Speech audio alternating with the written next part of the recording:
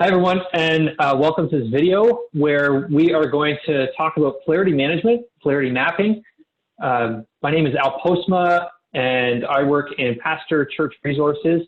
Pastor Church Resources serves pastors and congregations and classes so that they can be as healthy as possible, and in particular in times of transition.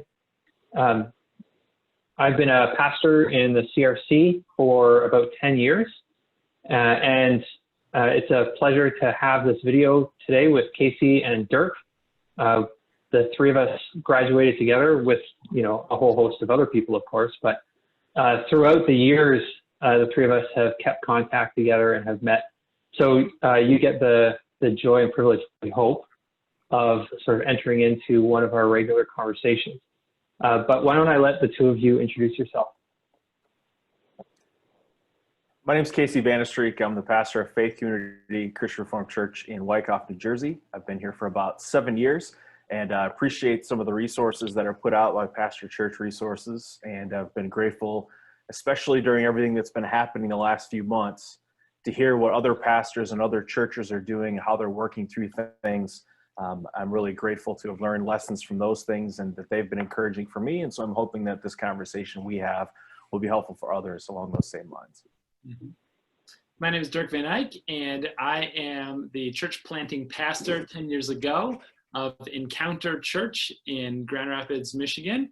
And the church has grown up since those days, and we are now working on starting a new location in the Fulton Heights neighborhood just outside of downtown Grand Rapids Medical Mile. And it's been an exciting journey through this all the changes and the crises, the pandemic, to try to explore what community looks like, what church and worship looks like in an increasingly online age, and all the change and adaptation that's required. So I want to thank these two guys as well for their input and their insight along the way. Perfect. Thanks, Casey. Thanks, Dirk. So, like I said, we're going to talk about polarity mapping, polarity management. We do have another video through Pastor Church Resources that we put out shortly ago that talks a little bit more about polarity management in a larger version. We'll put a link to that video below. But I just want to give a little shout out quickly. This is the book, in case you're curious, that we often draw on. And this polarity management is something that's sort of a bread and butter for us at PCR. It helps us sort out what some of the tensions are in congregations, and how it's not just a yes or a no or an either or, but how do we reflect what a both and can look like in a healthy way, and explore that tension together. I'm just going to share my screen really briefly because I'm just going to give a really quick overview of polarity mapping, and then we're going to get into the tension between tradition and innovation and how that has been experienced in the last little while, and how that might look moving forward. So this here is a polarity map. I pulled this out of the book that I just showed you. We're not going to look at action steps or early warnings or any of the stuff on the side, but the core of it is the center here. And you can think of the two kind of oval shapes as you want to put something in there. And what we're going to put in here is tradition on one side and innovation on the other. And the whole point of it is these are things that will always be in tension together. We're never going to get away from tradition and innovation, or stability and change. We're always changing, but we're always bringing something with us. And so anytime someone wants to just do one and not the other, you end up often with this tension between the two. One of the things I find really helpful as I've done the polarity mapping in other contexts is to start in the bottom left quadrant. You can see I put the words in there. Sometimes our church is two, and you can listen for this in your own context. It's often something that comes out as a complaint. So it could be like, sometimes our church is too centered on,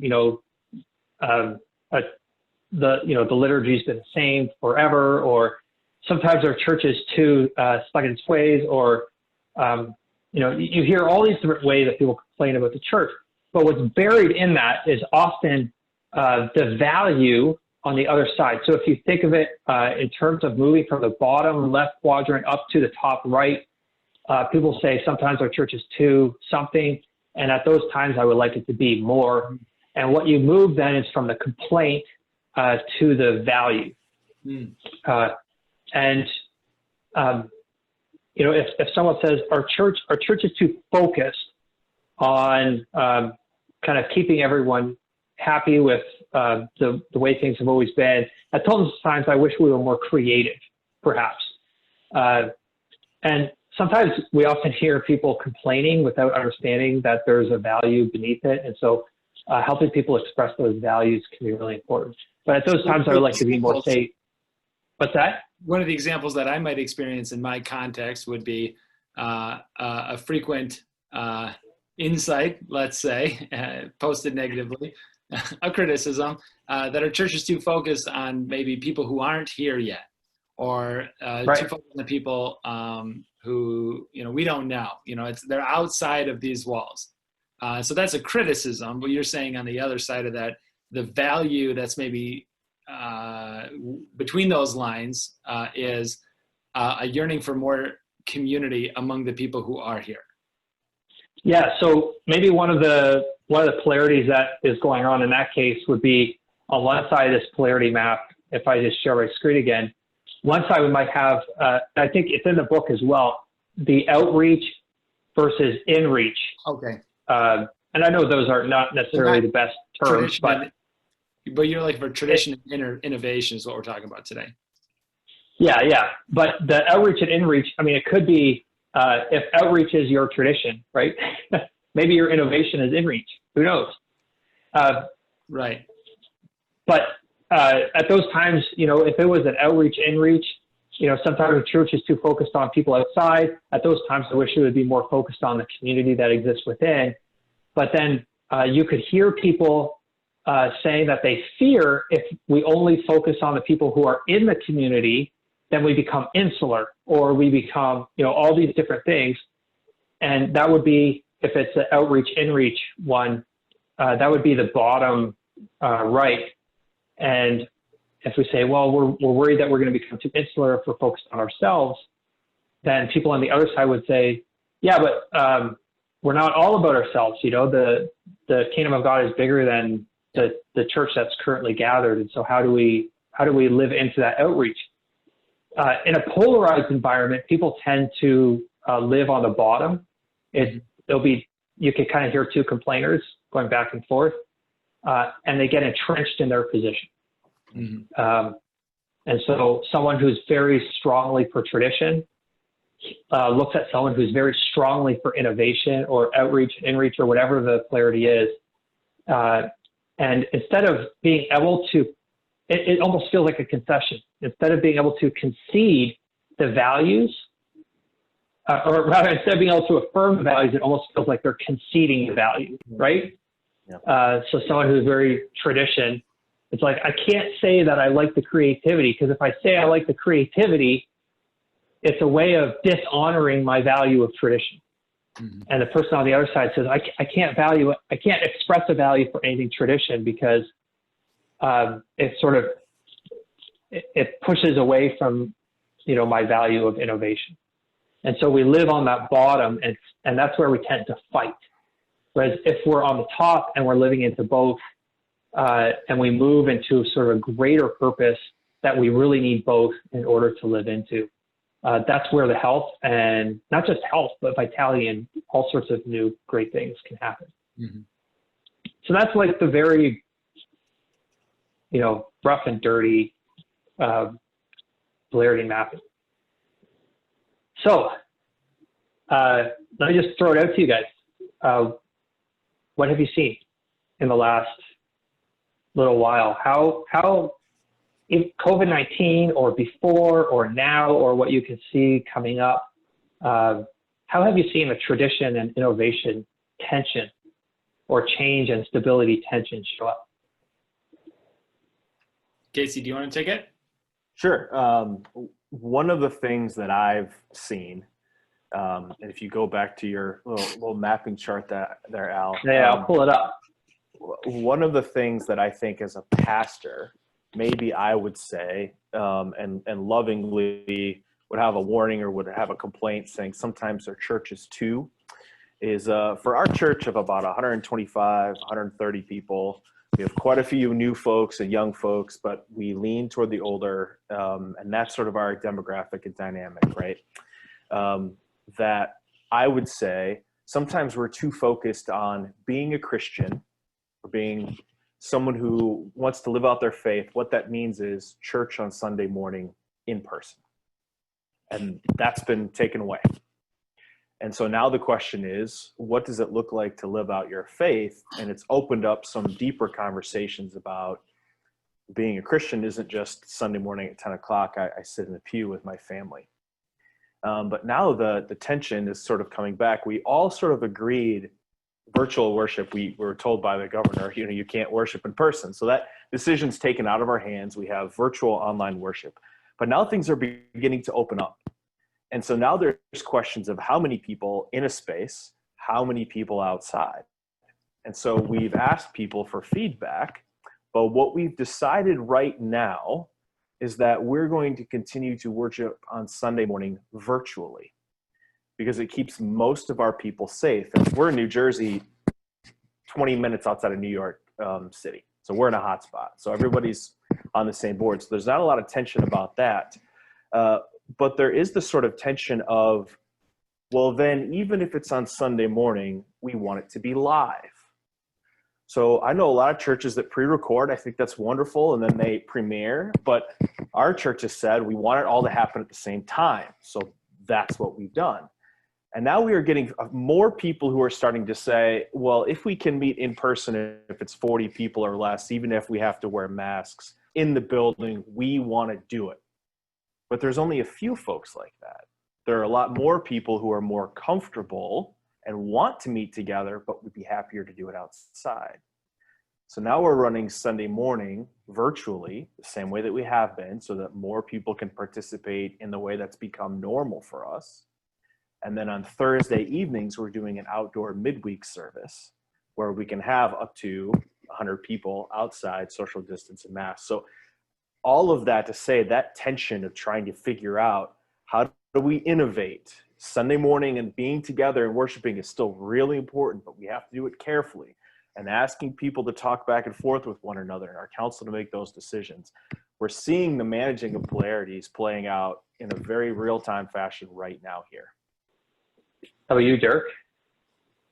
Yeah, I'm going to hit pause on our COVID conversation and kind of go to a classic one around ours.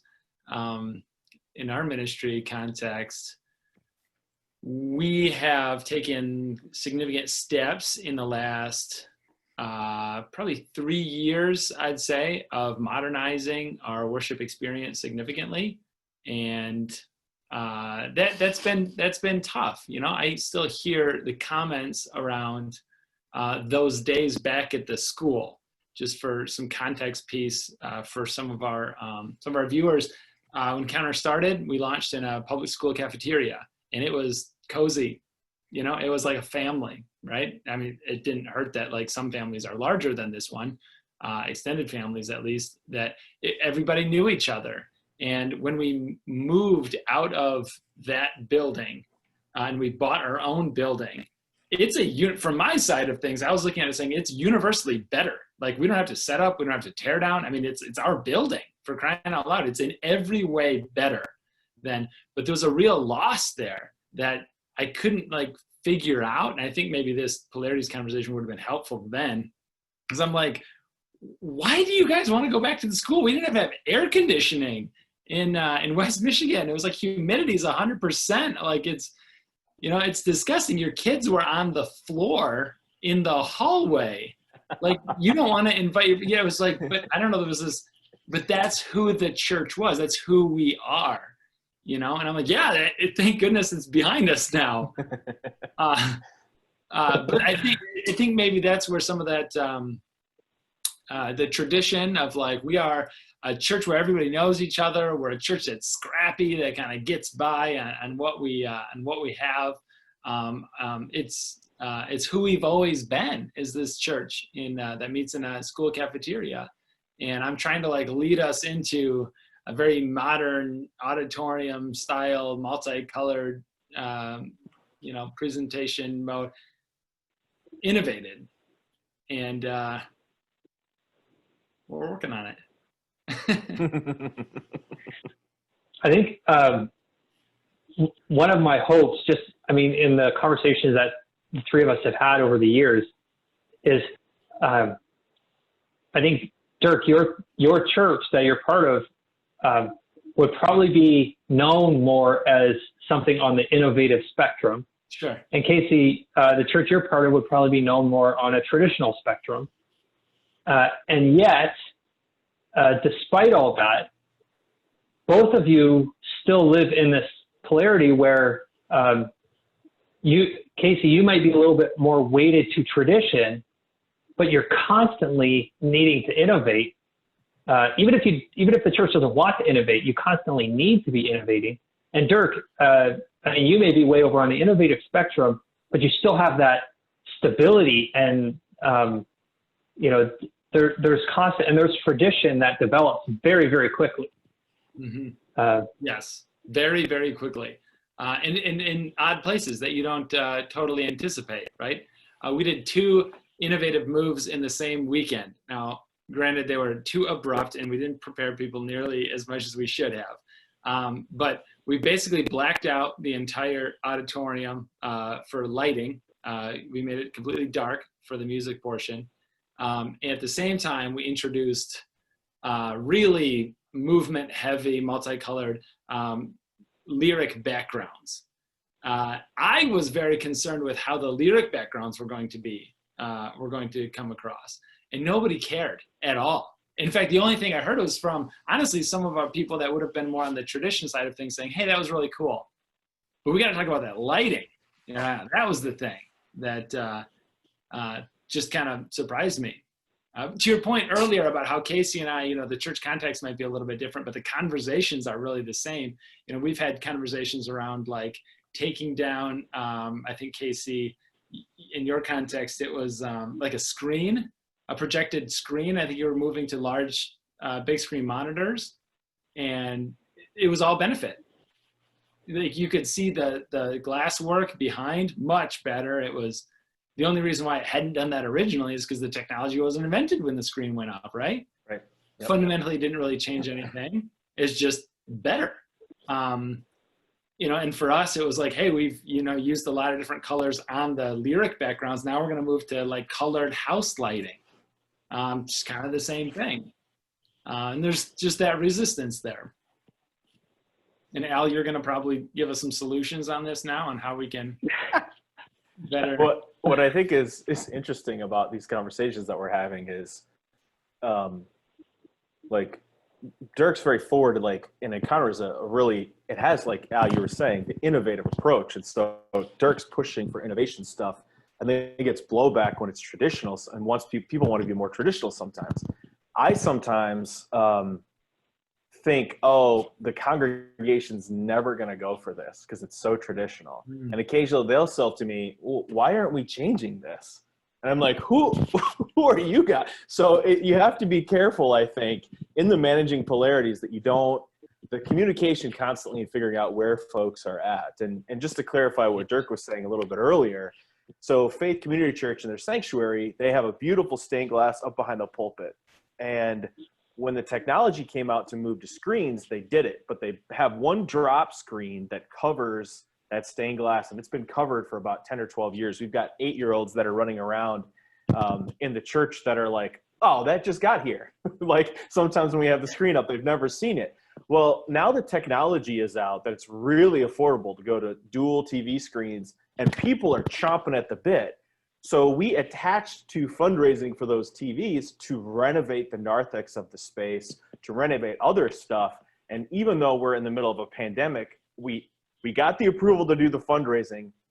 We got 20% of what we needed. We paused the fundraising because we didn't know how everything was going to go. We started up last week, and we're over halfway where we need to be. People really want to see these things happen. And I thought that the church leadership would say, Let's wait till everyone can come back and remember the narthex the way that it has been traditionally so they can see it one more time. And then after we're all back, then we'll do the renovation. And the council unanimously said, get them in there, repaint it, do the whole thing, get it done so that when people come back, it's squared away. So all that, again, just to say, we got to be careful. Dirk's innovative. He's got to make sure that the traditional people have a voice. And I've got to be careful that I'm not just projecting that everyone's going to be traditional all the time. We've really got to communicate. Interesting.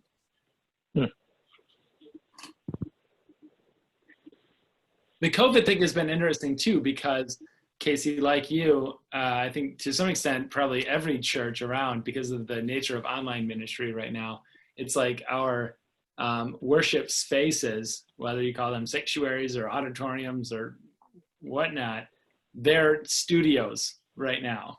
Like we've got cables and cords running everywhere and cameras, and it's just like however many seats we can take out, just clear the path, because we are not spread everything out, and which looks terrible because we've got the sound people, production, they all got to be spaced right now. So where do you put them? You don't tuck everybody in a little booth anymore. And then when we come back, what's that going to look like? And we've talked about how, well, people are probably really used to the video. And if we keep some of that equipment now sitting out, whereas before we may have tried to hide it a little bit because it's like, hey, we want to remember, I like what you said, remember how this space was. But then there's also that tension of everybody knows online church exists, man. Most of them are still going to do it even after we come back. They'll be okay if they have to sit next to a camera. Yeah. Do you think that as neither of your churches are meeting in person currently, correct? Not on Sunday morning, no. We have Not on Sunday morning. Thursday evening outdoor service. Sure. Well, it's June 29, 2020 in the pandemic. Yeah, we should say that. Today. And so the pandemic diary. Right. It's Blur's Day of some year. I don't know. Today is Monday, guys. It's Monday. I don't know. It's not Sunday. That's the only way I keep it. So Encounter is currently, last weekend, we did outdoor streamed worship. So we capture it inside the auditorium where our good equipment is, and we can get a good capture, and then we stream it to, I think we've got probably 5 or 6 monitors and speakers set up around the building, around the lawn, to keep everybody really separated out. But it's essentially a watch party, and then the vast majority of people are watching online yet and not in person. We do that at 9:15 and 10:45. Gotcha. Eastern time for anybody that wants to check it out. You're so good at that, Dirk. Counterchurch.org.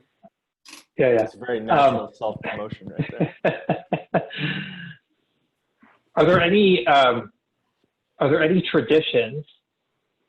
I guess the curiosity I have is what traditions or what things were already in place that you've maintained throughout the COVID time, for better or worse, and which innovations do you think might stick or you fear might go away whatever post-COVID means?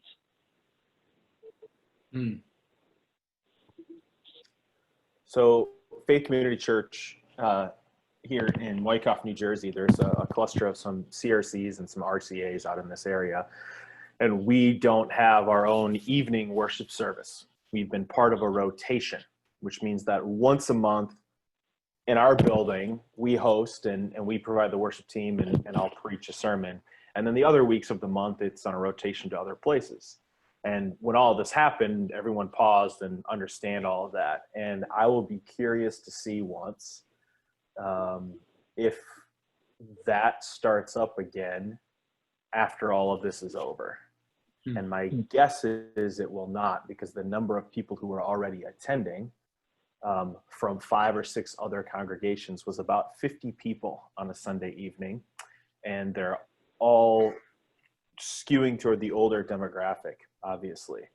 And so if this goes on like this for another 6 months, 8 months, a year, I'd be very surprised if Faith Communities Church said, we're going to continue to be involved in that rotation. Now, I don't want to put words in our congregation or council's mouth, but it'll be interesting to see what happens with that in about a year. Can you restate the question? Yeah. Which traditions sort of held through? Which innovations or changes came about that you maybe hope will hold through or you're glad will be done? You know, one of the things I want to, like in KC, your case, but Dirk just as much, I think, is when you can get back together in person, is the hope and intention that's like we're back to normal.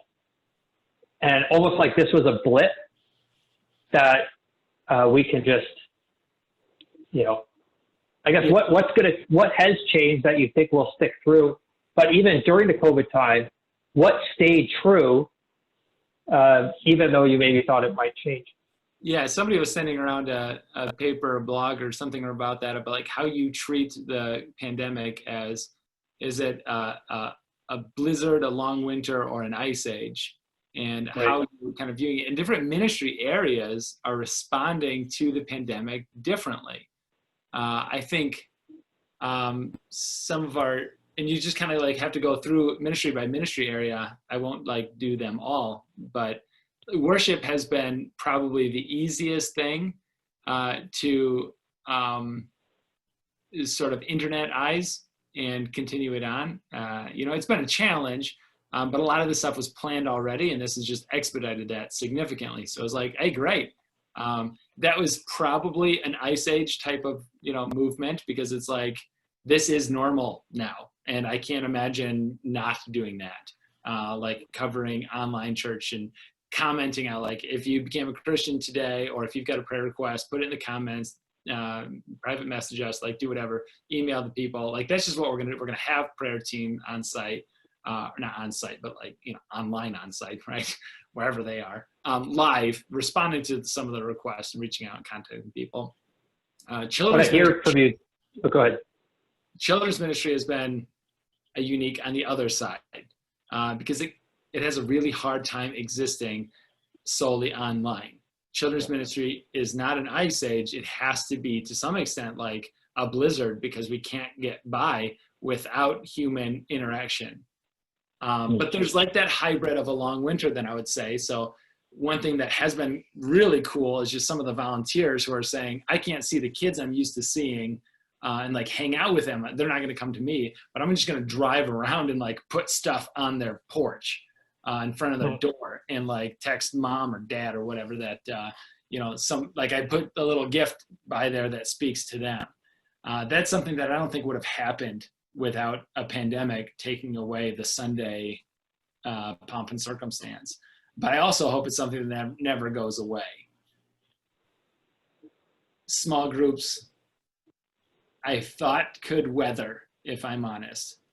I thought small groups could meet more effectively than they could on Zoom. I don't know if that's other people's experience. I'd be interested in that too.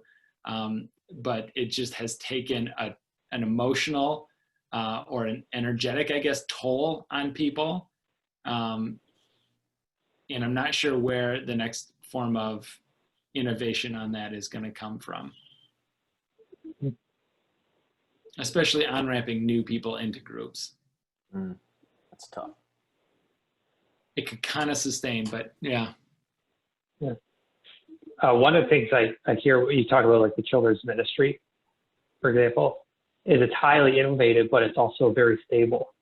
In the sense that what existed before and is revealed at this time, and you hope continues, is a sense that this is not just a bunch of people who get a curriculum and try and cram stuff down kids' throats, but these are people who care deeply about the kids. And on Sunday morning, that was one way that they showed that care, but that care is part of the tradition of your church. Yeah. And you hope that becomes a constant tradition of Encounter Church, regardless of how it's innovated. Nice. Yeah. Yeah. Oh, you, Casey? I like children's ministry. Oh, no, you already answered the question. Oh, right. Yeah. You could talk more though if you want. No, I'm good. Nobody needs to hear that. So one of the last things I want to do with you, we're going to close down in just a minute. But I'm just going to share my screen quickly again here. In the top, you see this GPS, greater purpose statement. It's the green box. The greater purpose statement is what tends to happen is people will express the purpose or the values in the quadrants. So people will express the values of tradition or stability, or they will express the values of innovation or change. And you tend to hear two people talking about the values of either one of those. However, at the core, they both reflect a greater purpose together.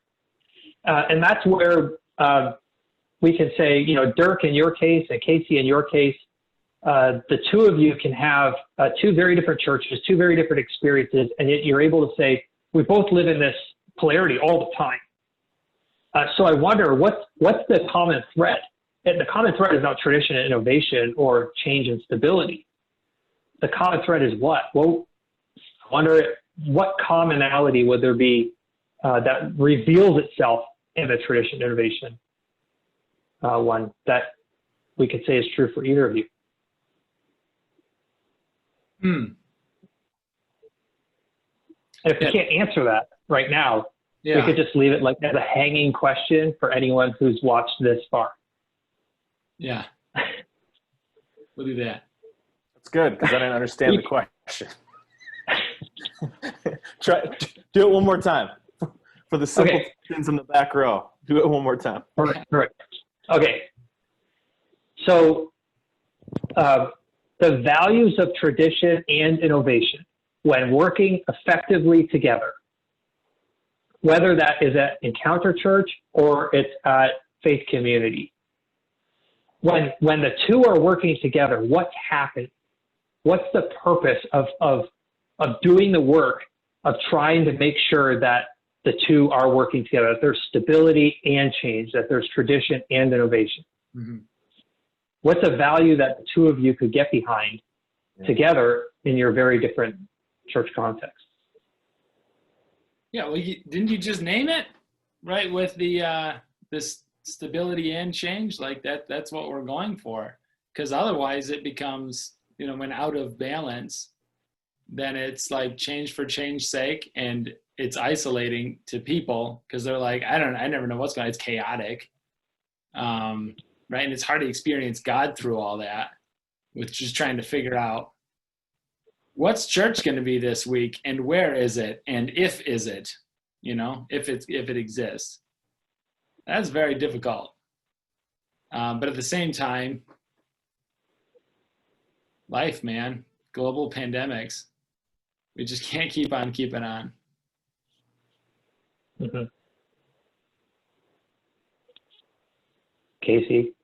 Yeah, I mean, we still value and really want to have Sunday morning worship together, the fellowship and the unifying effect that it has. But I think perhaps more than in recent years, what we've realized is the church just isn't that alone. And that maybe shouldn't even be the main focus or our main thoughts about what it means to be a follower of Christ.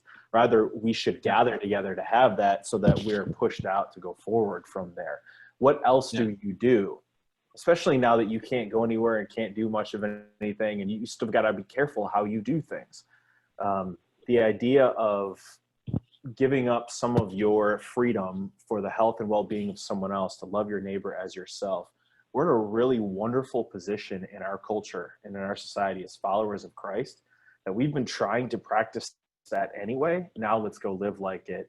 And maybe Sunday morning fuels us to go do that better, rather than we're just completely exhausted at the end of the week from work and we just come to Sunday as a reprieve. Mm-hmm. Maybe we do a little bit more of the pushing out from there. Mm-hmm. Cool.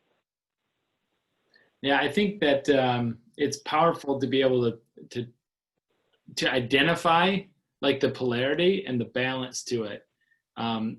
Because sometimes there will be people, at least in my experience, who, when it's all laid out like this, it doesn't change the game for them. It's not like, oh, that's why that happened. No, I'm 100% in now, and I love it. And for either side. But what it does do is change the dialogue and changes, I guess, where you can identify Jesus in it all. So for example, when you have somebody who's like, I am sick of all of the changes that keep happening around here, and I'm done. Okay, but with a phone call or with a coffee, and you just talk to somebody about it, you can kind of identify, like, so what I'm hearing, why do you think we do the change? Right? Well, it's always about the people who aren't here yet, or it's not about us, or something like that, right? And then you can kind of identify to, okay, it's too innovative, and it's not a value enough on tradition. But like, that's what it is. It's not whether or not we're Christians or not, or you're a Christian or not. It's just like seeing that and saying, yeah, I think I'm over on this side of this tension, and you're over here. And so I'm going to leave, but can you still, and this is how I've ended a lot of my conversations with some of that like this, can you still recommend Encounter to somebody who is looking for a church home? And then, oh yeah, okay, yeah. I mean, I for sure will. It's this good, positive recommendation. And I think that's some of like the benefit of what we get with some of these conversations, is to say, just because our tension is a little mismatched, doesn't mean we have to write somebody out of the book of life. Yeah. Heavy, but sometimes that's how it feels. Sure. Yeah. And I could see just the mutual appreciation develops. Someone who's innovative, values tradition, someone who's traditional, values innovation. Because we see that you need both. And not only do you need both, you're going to get both whether you want them or not. Right. Yes. Yeah. So I'm going to close out our conversation unless either of you have any parting shots.